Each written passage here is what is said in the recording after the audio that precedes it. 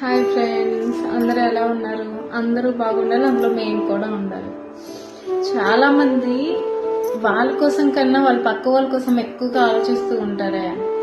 వాళ్ళు ఎక్కువ కేర్ చేస్తారు. వాళ్ళ హ్యాపీనెస్లోనే వీళ్ళు హ్యాపీనెస్ చూసేసుకుంటారు. ఇంకా వాళ్ళు బాగుంటే చాలు అనేసుకొని చాలా మురిసిపోతూ ఉంటారు వాళ్ళు చూసుకొని. అలాంటి వాళ్ళు లాస్ట్కి వాళ్ళ వల్ల చాలా బాధపడాల్సి వస్తుంది. ఎందుకంటే నువ్వు అంత కేర్ చూపించి అంత ప్రేమ చూపించినా వాళ్ళు ఎప్పటికీ దాన్ని అర్థం చేసుకోరు. నువ్వు చూపించిన దానిలో 1% కూడా వాళ్ళు తిరిగి నీకు చూపించరు.